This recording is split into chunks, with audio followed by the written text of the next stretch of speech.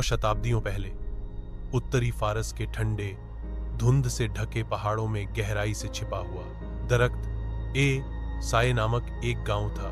परछाइयों का पेड़, कुछ ही नक्शों में इसे दिखाया गया था।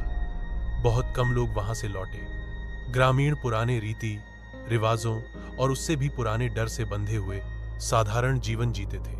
गांव के केंद्र में एक बड़ा पेड़ खड़ा था जिसकी काली छाल और लाल पत्तियां थीं। यहां तक कि सर्दियों में भी उसके नीचे पत्थर और छाया में दफन एक मकबरा था। कोई नहीं जानता था कि वहां किसे दफनाया गया था। वे केवल पीढ़ियों से चली आ रही चेतावनियों को जानते थे। मकबरे के पास कभी बात मत करो, बहुत देर तक कभी मत सुनो। कब्र का अभिशाप ऐसा कहा जाता है कि वर्ष 1125 ईस्वी में जमाल इब्न फरीद नामक एक युवा विद्वान इस्फहान से आया था। वह जिज्ञासु, साहसी और वर्जित ज्ञान से मोहित था।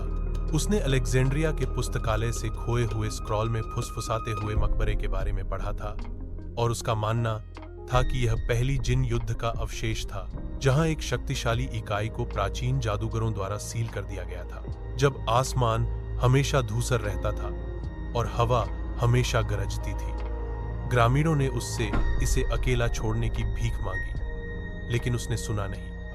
अपनी ठहरने की 7वीं रात को जमाल गांव के चौक में घुस गया और मकबरे के सामने खड़ा हो गया। बर्फ धीरे धीरे गिरी। उसके ऊपर का पेड़ सरसराहट कर रहा था, हालांकि हवा नहीं थी। और फिर उसने बात की। अगर आप फंसे हुए हैं तो मुझसे बात करें। मैं सत्य की तलाश में हूं, मैं ज्ञान की तलाश में हूं। एक चुप्पी छा गई। फिर एक फुसफुसाहट कब्र से नहीं बल्कि उसके अपने कानों के अंदर से ज्ञान की कीमत होती है। वर्ष 1125 में कारपेथियन पर्वत की जमी हुई पहाड़ियों में सेंट मिहाइल का शरण नामक एक अलग मठ खड़ा था। वहां के भिक्षु मौन में रहते थे, ईसाई धर्म से पुराने अनुष्ठानों का अभ्यास करते थे जो पुरानी मूर्ति पूजक दुनिया से चले आ रहे थे। मठ में कोई क्रॉस नहीं थे, कोई घंटी नहीं। आंगन में केवल एक बड़ा पत्थर का कुआं था जो लोहे की जंजीरों और पुरानी हड्डियों से घिरा हुआ था।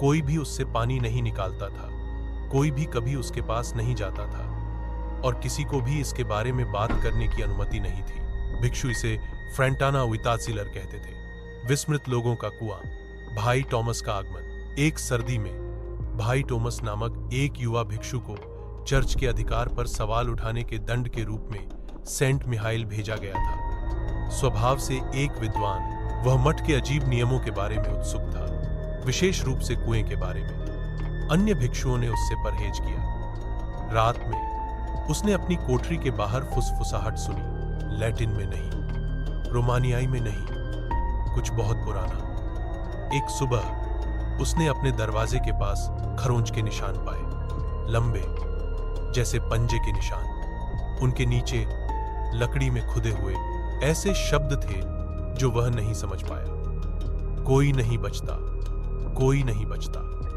प्रलोभन भाई टोमास कुएं के प्रति जुनूनी हो गए।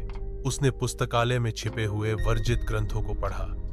उसने पाया कि मठ कभी एक मूर्ति पूजक दफन स्थल था और वह कुआं पानी के लिए नहीं था बल्कि बलिदान के लिए था। ऐसा कहा जाता था कि अकाल के समय ग्रामीण अपने बीमार, अपने पागल और अपने अवांछित लोगों को कुएं में फेंक देते थे जो नीचे किसी चीज को अर्पित करते थे। बदले में उनकी फसलें